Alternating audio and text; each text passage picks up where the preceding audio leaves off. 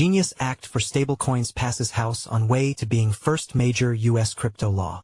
On the heels of its vote to pass its Clarity Act to oversee crypto markets, the House of Representatives followed up with a 308 to 122 approval of Genius. The first significant crypto bill is on its way to being signed into law after the U.S. House of Representatives passed stablecoin regulating legislation, known as the Guiding and Establishing National Innovation for U.S. Stablecoins, Genius Act, which now gets forwarded to President Donald Trump.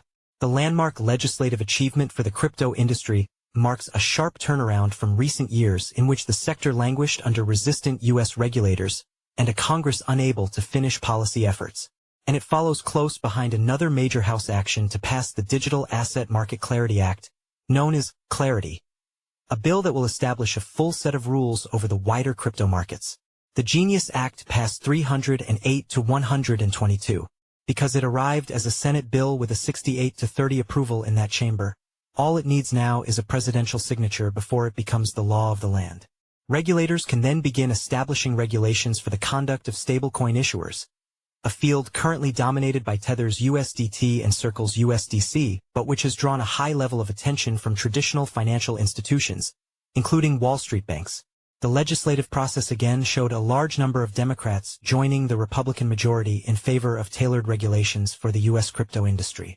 The Democrats in opposition argued the rules as proposed remained too dangerous for investors and potentially allowed for abuse by financial firms. The Clarity Act remains the more important of the industry's two legislative goals for this Congress, but lobbyists will now focus their entire attention on that more complex effort.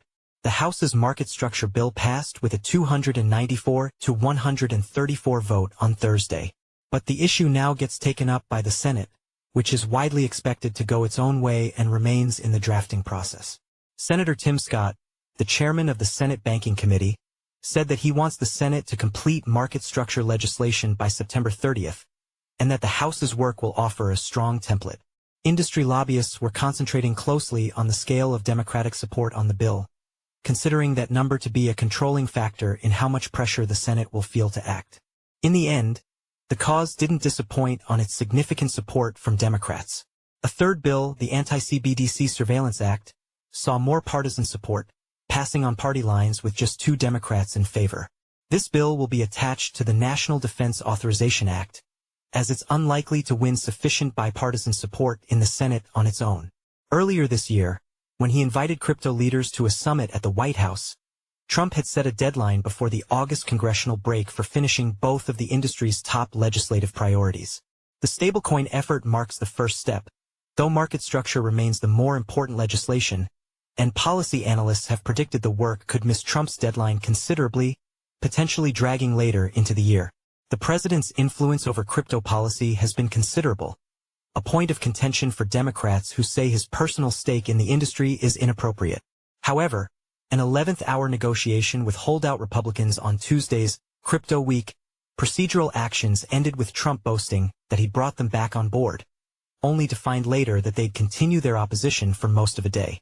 Update, July 17, 2025, 20:06 Universal Time. Coordinated ads. Anti-CBDC Act vote. Jesse Hamilton is CoinDesk's deputy managing editor on the Global Policy and Regulation team, based in Washington, D.C. Before joining CoinDesk in 2022, he worked for more than a decade covering Wall Street regulation at Bloomberg News and Businessweek, writing about the early whisperings among federal agencies trying to decide what to do about crypto. He's won several national honors in his reporting career, including from his time as a war correspondent in Iraq and as a police reporter for newspapers. Jesse is a graduate of Western Washington University, where he studied journalism and history. He has no crypto holdings.